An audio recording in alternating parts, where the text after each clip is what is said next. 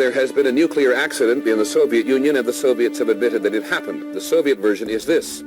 One of the atomic reactors at the Chernobyl atomic power plant in the city of Kiev was damaged, and there is speculation in Moscow that people were injured and may have died.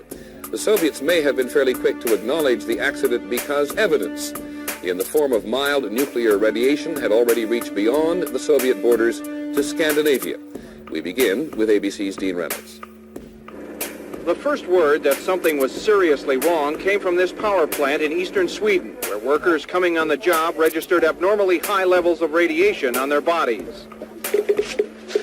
Although the levels were not high enough to harm humans and no accident had occurred at that plant, it was shut down. And as tests were conducted, similar puzzling reports of high radiation came in from all over Scandinavia. But still, no accidents were reported, leading to the conclusion that the problem was elsewhere, to the east, in the Soviet Union. A fact confirmed to the Soviet people on television tonight. От Совета министров СССР. An official announcement from the Council of Ministers. There has been an accident at the Chernobyl atomic power station. One of the atomic reactors was damaged. The consequences of the accident are being taken care of. Help is being given to the victims of the accident. A government commission has been set up. The civilian plant in question is in the Ukraine. It's something of a showcase facility, featured here in Soviet Life magazine, which extolled its safety record.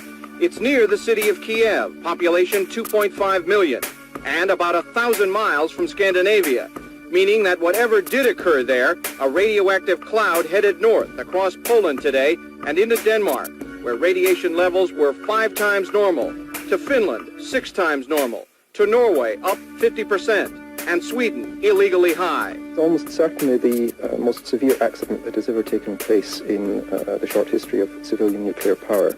When the worst American nuclear accident occurred at 3 Mile Island, most leaking radiation was kept inside the containment building.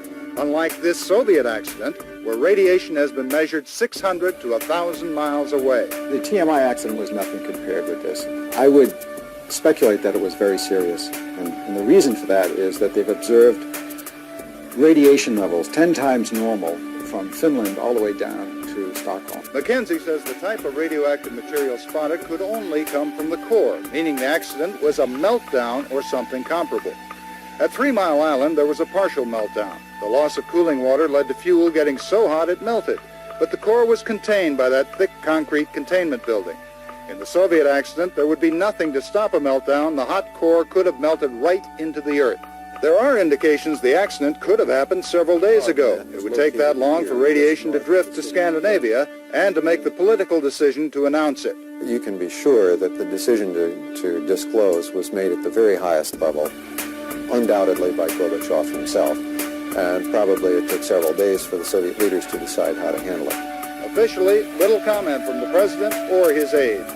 As far as the United States is concerned, we don't see any dangerous situation.